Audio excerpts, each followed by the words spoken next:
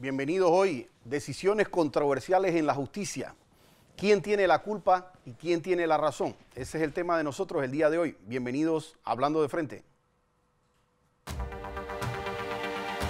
Audio.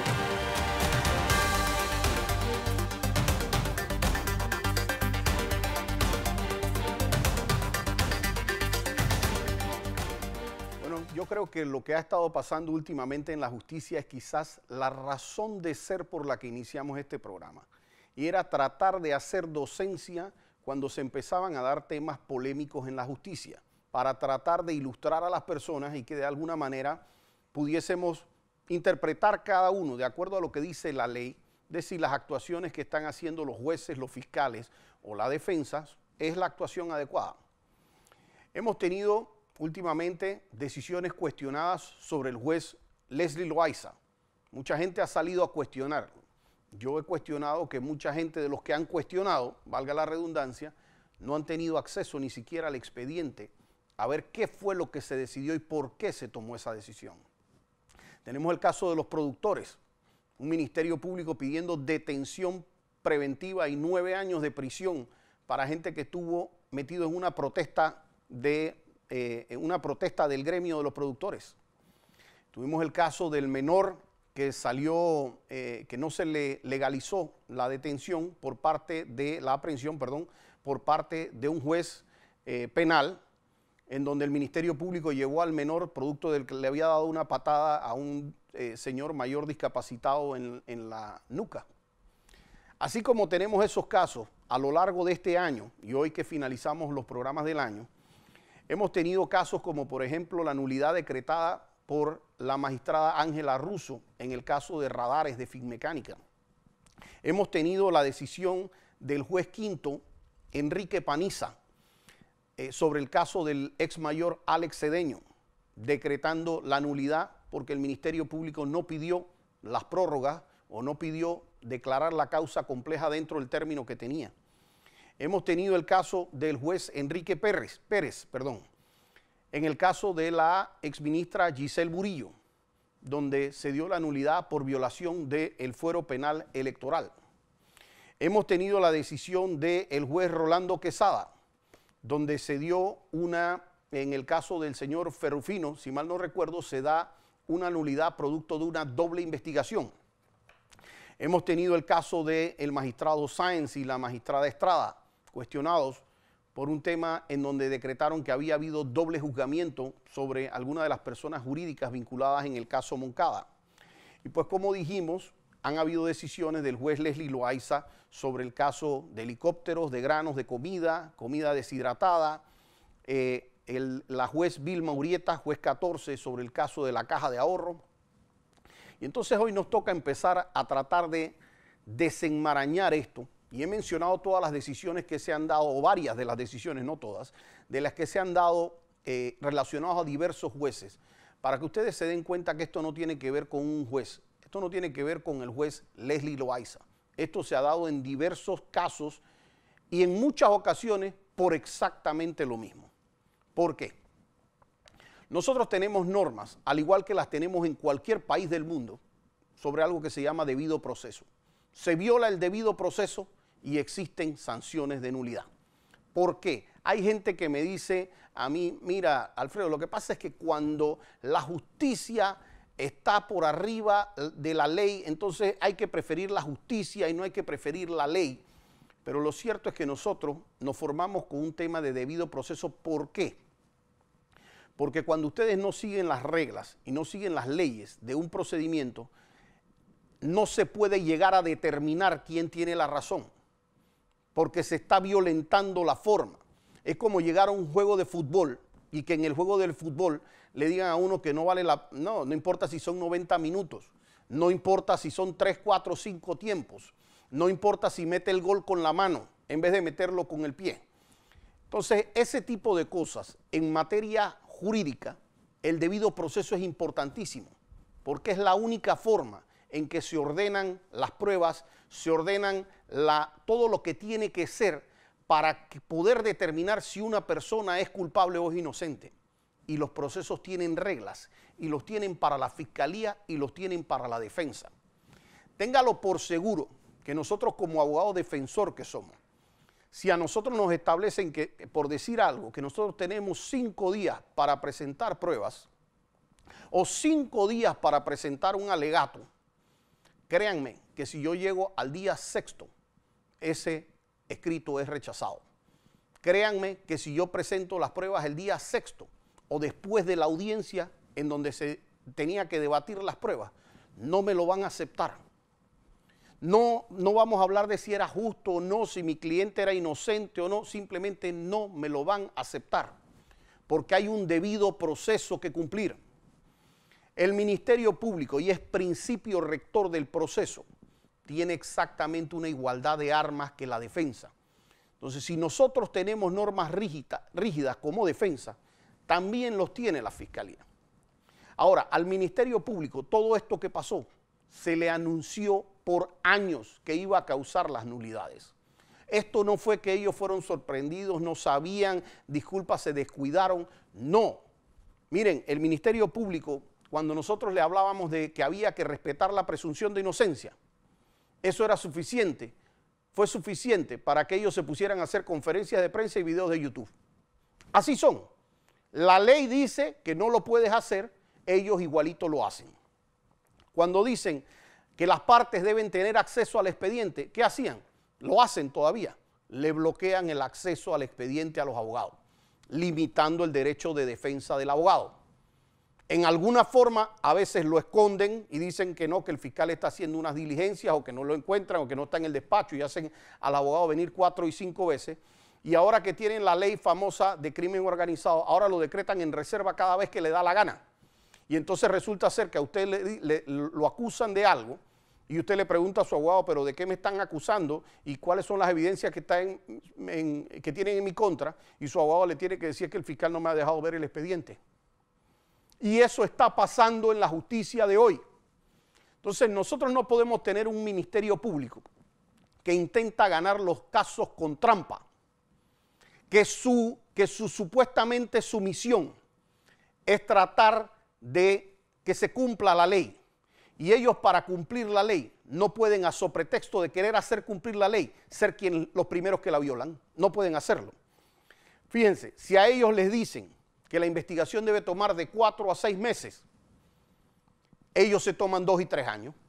Y todo ahora lo quieren declarar causa compleja. Ahora todo es causa compleja, a pesar de que la ley habla de 4 a 6 meses.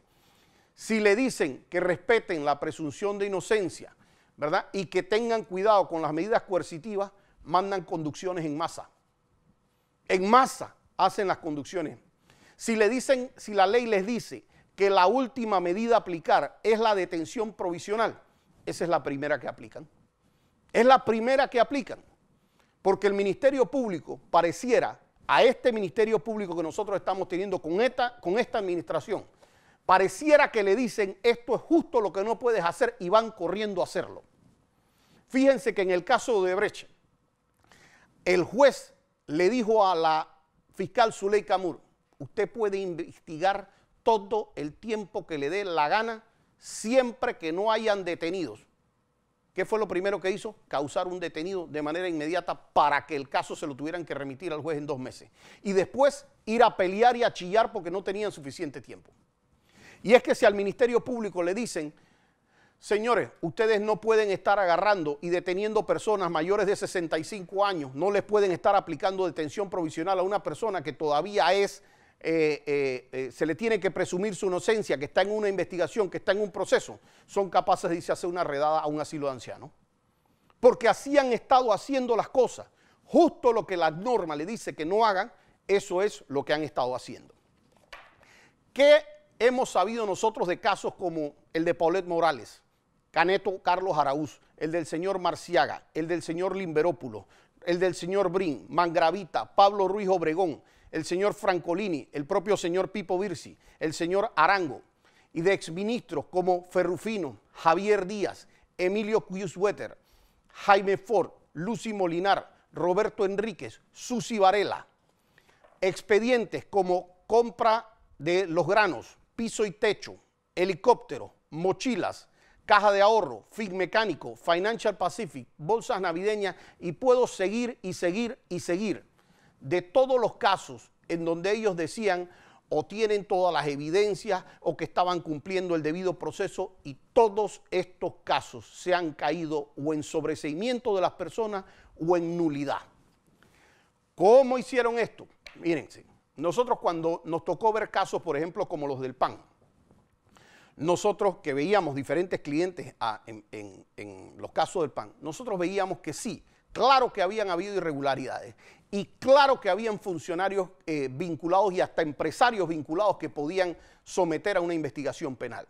Pero tenía primero que hacerse la investigación y luego la detención para poder distinguir cuáles eran los empresarios que habían actuado en debida forma y cuáles eran los empresarios que habían estado vinculados, ya fuera en una coima o en fraude en contrataciones públicas. Pero aquí ellos agarraron y dijeron: esto es peculado, nosotros vamos a sustentar que esto es un peculado y nosotros vamos a llevarnos, si ellos decían hubo peculado en las bolsas de comida, todos los empresarios que vendieron bolsas de comida tráiganlos para acá. No distinguían. Si decían, vamos a agarrar a las personas que tenían que ver con las bolsas navideñas, todos los empresarios que vendieron bolsas navideñas, vamos a traerlos para acá. Puede ser que dentro de esos empresarios hubo gente que en efecto actuó al margen de la ley penal. Pero créanme que el Ministerio Público tuvo muchos casos en que simplemente criminalizó el comercio. Yo tuve una amplia discusión con uno de los fiscales que inició estas investigaciones. Hoy día exfiscal, hoy día me dice: tenías la razón, Alfredo. Y yo le decía: ¿cómo tú me vas a estar hablando de sobrecostos? ¿Qué es eso? ¿Cómo tú vas a meter a una persona por un tema de sobrecostos? Es que en un lado yo lo puedo conseguir a $1 y en el otro lo vendían a 1.50. Sí, señora, eso se le llama ganancia. No sea tan burro. Eso no se le llama sobrecosto, se le llama ganancia. Si yo voy y compro un popcorn, yo puedo comprar un popcorn en El Rey, en un supermercado, y lo compro en 75 centavos, en 50 centavos. Y me voy a un cine, a una sala de cines, y me lo van a vender en $5.